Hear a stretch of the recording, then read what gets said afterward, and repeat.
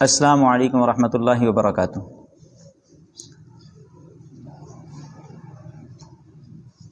آج ہم مخارج میں مزید 5 مخرج پڑھیں گے۔ کل آپ نے پہلے 6 مخرج پڑھے تھے، اس سے آگے ہم مخرج کا سبق شروع کرتے ہیں۔ 7واں مخرج زبان کا بیچ اور سامنے والا تالو۔ یہ آپ کی زبان ہے، اس کا درمیان اور اس کے سامنے والے تالو، اس سے 3 حروف نکلیں گے۔ اب آپ میرے ساتھ ان کو پڑھیں گے۔ جیم،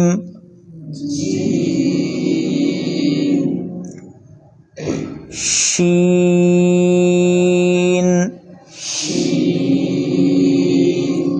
جو تیسرا حرف ہے اسے کہتے ہیں یا متحرک اور یا لین۔ یا کی 3 صورتیں بنتی ہیں۔ ایک یا مدہ ہوتی ہے، وہ آپ نے مخرج نمبر 1 میں پڑھا، اس کی تفصیل انشاءاللہ آگے آئے گی کہ مدہ کہتے کسے ہیں۔ ایک یا متحرک اور ایک یا لین۔ یا کی یہ دوسری قسم ہے نا، یا متحرک۔ متحرک آپ سمجھ لیں آسان ہے کہ جس یا کے اوپر زبر، زیر، پیش ہو، ان تینوں حرکات میں سے کوئی حرکت آ جائے اس کو متحرک بولتے ہیں۔ تو اس کی آواز اس مخرج نمبر 7 زبان کے بیچ اور سامنے کے تالو سے نکلے گی۔ اس کو یہاں پر ذرا پڑھ لیتے ہیں ہم۔ مثال کے طور پر یا پر زبر ہے تو اس کی آواز نکالتے ہیں یا، پڑھیں۔ یا پر زیر ہو تو اس کی آواز نکالی جائے گی یہ، اور یا پر پیش ہو تو ہونٹ گول کر کے آپ نے یا پر پیش کی آواز نکالنی ہے یو۔ تو اسے کہتے ہیں یا متحرک۔ مزید اس کی ہم تفصیل آگے پڑھیں گے، بس موٹی سی بات یہاں یہ یاد رکھیں کہ 7واں مخرج زبان کا بیچ اور سامنے کا تالو، اس سے یہ 3 حروف ادا ہوتے ہیں جن کو آپ نے ابھی مشق میں پڑھا۔ آگے پڑھتے ہیں 8واں مخرج۔ 8واں مخرج ہے، 7واں مخرج زبان کا بیچ تھا، اب اس سے آگے زبان کا حافہ آ جائے گا۔ آپ نے اصطلاح کے اندر حافہ پڑھا تھا، زبان کی دائیں یا بائیں کروٹ، وہ حصہ جو گالوں میں چھپا ہوتا ہے اور داڑھوں سے لگتا ہے۔ ہم اس 8ویں مخرج زبان کے حافہ، اس سے ایک حرف کو ادا کریں گے۔ جو ایک حرف ادا ہوتا ہے وہ ہے ضاد۔ اب اس کو ذرا سمجھنا ہے، یہ مشکل حرف ہے۔ یہ ضاد زبان کے بائیں کروٹ، جس کو اصطلاح میں حافہ کہتے ہیں، یعنی بائیں طرف، بایاں کنارہ، یہ آپ کے اوپر کی داڑھیں ہیں۔ جب یہ کنارہ اوپر والی داڑھوں کو لگتا ہے تو اس سے یہ حرف ضاد ادا ہوتا ہے۔ اہل تجوید نے اس کے 3 طریقے لکھے ہیں۔ بائیں طرف بائیں داڑھوں کو لگائیں، دائیں طرف دائیں داڑھوں کو لگا لیں، یا دونوں طرفیں اوپر کی دونوں داڑھوں کو لگا لیں۔ لیکن یہ جو آخری طریقہ ہے کہ دونوں کنارے اوپر کی دائیں بائیں کی داڑھوں کو لگائیں، یہ سب سے مشکل طریقہ ہے۔ اس لیے سب سے آسان طریقہ وہ یہی ہے کہ ہم بائیں طرف کو اوپر والی بائیں داڑھوں کو لگائیں۔ یہاں ایک بات یہ یاد رکھیں کہ ضاد کو کچھ لوگ دود پڑھتے ہیں۔ یہ دود اس لیے پڑھتے ہیں کہ وہ زبان کا جو سامنے والا کنارہ ہے، جسے رأس لسان کہتے ہیں، وہ آگے دال کی جگہ پہ لگا دیتے ہیں، یعنی دال کے مخرج میں لگا دیتے ہیں۔ اس کو ہم نے آگے سے بچانا ہے، یعنی زبان کے کنارے کو ذرا فولڈ کریں گے اور اس کی بائیں طرف کو اوپر ہم لگائیں گے۔ آج اس حرف کی ادائیگی پر ایک آپ طریقہ سمجھ لیں۔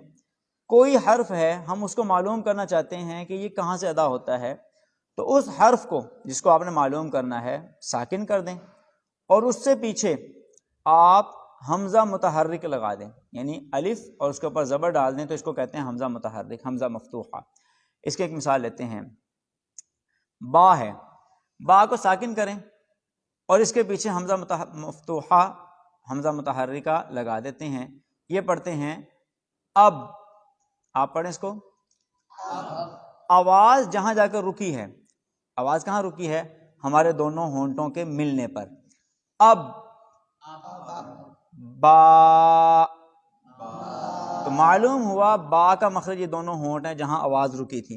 اسی طرح ایک اور حرف لیتے ہیں، کیونکہ با تو آپ نے کل بھی پڑھا تھا. ات، تا،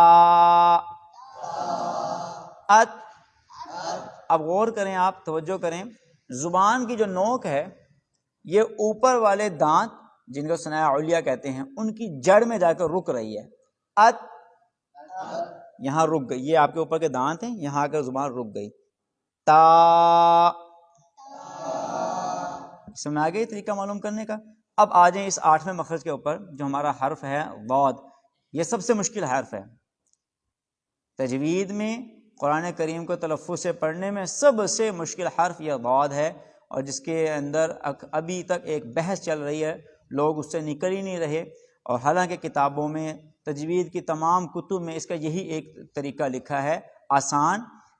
اس کو میں اور آسان کرتا ہوں. اپنا بایاں ہاتھ اٹھائیں، اپنے بائیں رخسار پر رکھ لیں.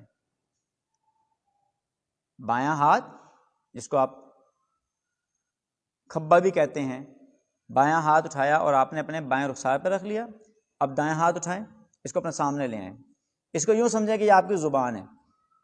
اب آپ نے اس زبان کو اپنے بائیں ہاتھ کی طرف اٹھا کر ایسے لے کر جانا ہے، اور آگے سے یہ زبان کی جو نوک ہے اس کو تھوڑا سا پیچھے رکھیں گے تاکہ یہ آگے دال والی جگہ پر نہ لگے.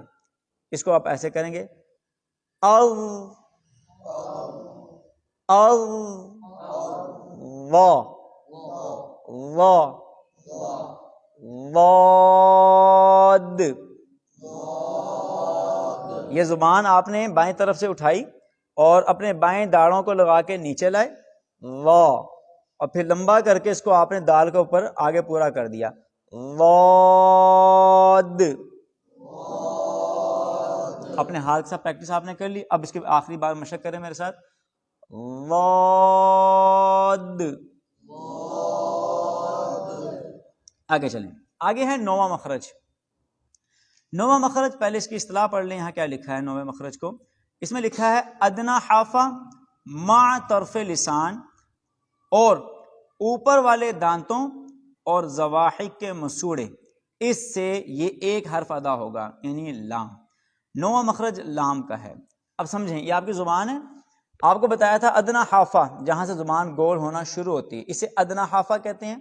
جو دانتوں میں زواحق کو لگتے ہیں، یہ کنارہ زواحق کو لگتا ہے، اسے ادنا حافہ کہا.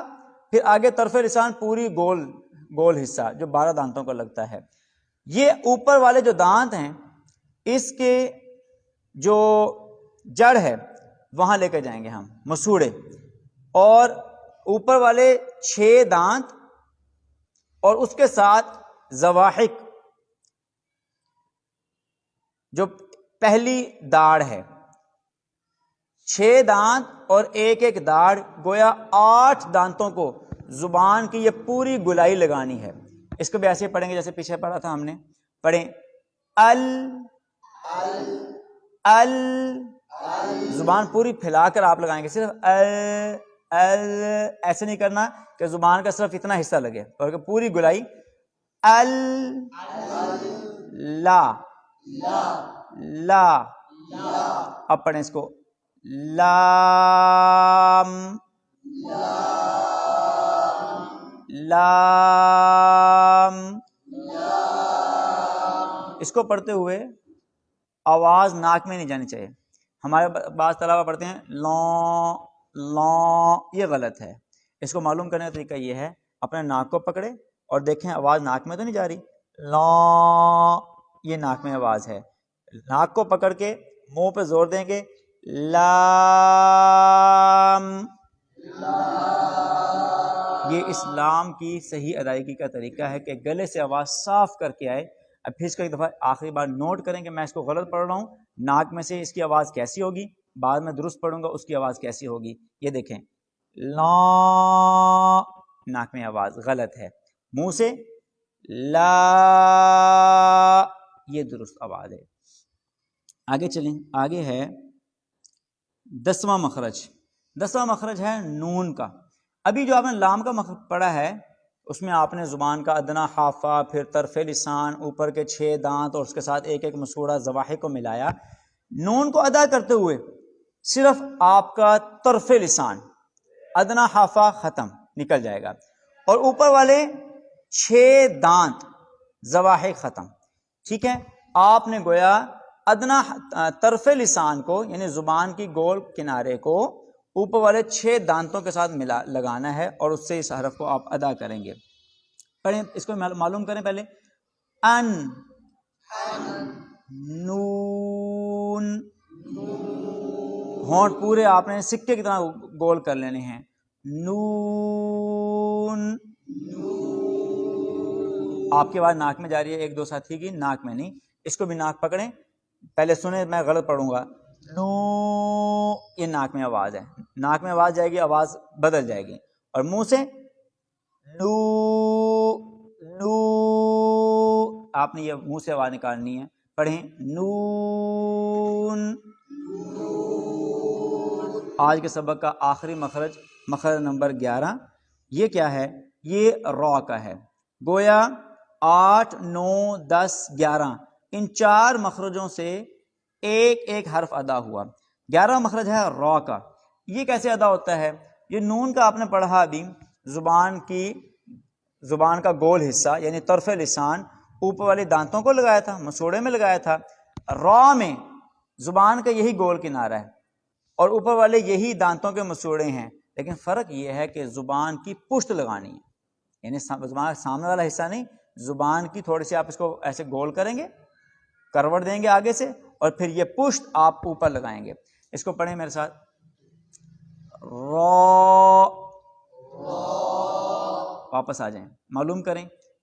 اور یہ آپ نے را ساکن کر کے ما قبل، اس سے پہلے حمزہ مفتوحہ لگایا. اور زبان کو گول کریں گے. یہاں آپ ذرا توجہ کریں. توجہ کا مطلب کیا ہے؟ آپ تصور میں یہ دیکھیں کہ میں اپنے اندر جھانک رہا ہوں، میری زبان ایسے اوپر کروٹ کھا کر لگ رہی ہے. اور یہ زبان یہاں، اور را، کیسے آپ اس کو توجہ کے ساتھ پڑھیں گے. آج کا سبق مکمل ہوا. آج آپ نے مخرج نمبر 7 سے مخرج نمبر 11 تک یہ حروف پڑھے ہیں. اللہ تعالی ہم سب کو قرآن کریم کی اس محنت میں کامیابی عطا فرمائے، اور اللہ تعالی ہم سب کو قرآن کریم صحیح تلفظ کے ساتھ پڑھنے، پڑھتے رہنے اور مرتے دم تک پڑھتے رہنے کی توفیق عطا فرمائے. آمین.